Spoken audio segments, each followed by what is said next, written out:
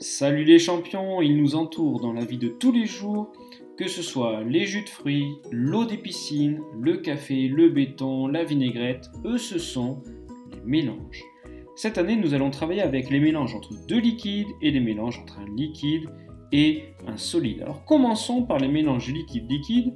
Il y a un exemple facilement faisable à la maison, le mélange entre l'eau et du sirop.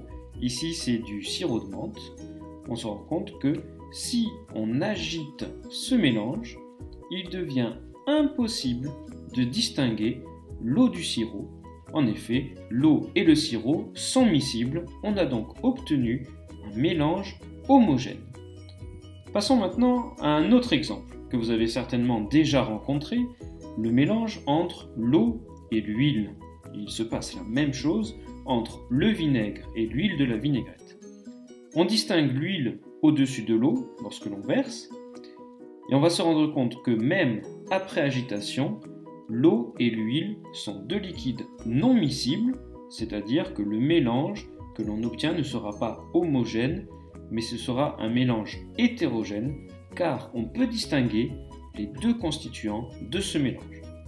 Alors on peut aussi mélanger un solide avec un liquide. Prenons l'exemple du sel et de l'eau. Ici, vous voyez que nous avons du sel et de l'eau. Le barreau blanc est un agitateur qui permet d'agiter ce mélange. On se rend compte qu'après quelques secondes d'agitation, on obtient une solution dans laquelle le sel semble invisible.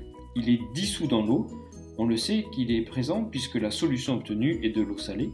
Ce mélange est un mélange homogène puisque l'on ne peut pas distinguer les constituants du mélange. A l'inverse, on peut mélanger de l'eau et de la pierre ponce et on voit, même au ralenti, puisqu'ici vous voyez l'agitation au ralenti, on voit que la pierre ponce ne se dissout pas dans l'eau, ce qui veut donc dire qu'on a affaire ici à un mélange qui est un mélange hétérogène. Alors ce qui peut être intéressant, c'est de séparer les différents constituants d'un mélange. Que ce mélange soit hétérogène ou que ce mélange soit homogène. Alors par exemple, prenons le cas de l'eau boueuse.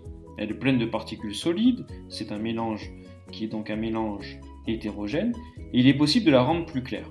On verse de l'eau boueuse dans le papier filtre qui est placé sur un entonnoir, et on attend, la vidéo est ici accélérée.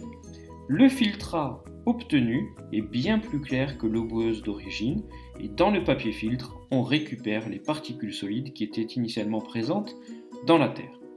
Pour le cas du mélange d'eau et d'huile, toujours un mélange hétérogène, on utilise une ampoule à décanter, c'est cet objet que vous voyez sur la vidéo, qui permet donc de récupérer les deux liquides séparément. Il suffit de fermer le robinet lorsque la surface de séparation entre ici l'eau et l'huile arrive au niveau du robinet. Dans la première phase, on récupère ici seulement de l'eau, on change le récipient et le liquide qui va maintenant descendre est en fait constitué à 100% d'huile. Dernier exemple de séparation, c'est lorsque l'on a un mélange homogène, comme le mélange entre l'eau et le sel.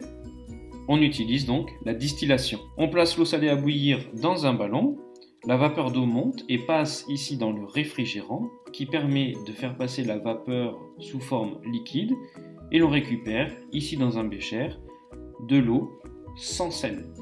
C'est de l'eau déminéralisée. Lorsque toute l'eau est passée sous forme de gaz et a été récupérée, dans le ballon, il ne reste plus que le sel. J'espère que cette vidéo vous aidera à y voir plus clair. Je vous rappelle que vous pouvez liker la vidéo, mettez-moi un pouce bleu, vous pouvez poster des commentaires, regarder d'autres vidéos ou vous abonner à la chaîne YouTube en cliquant sur le logo. À bientôt!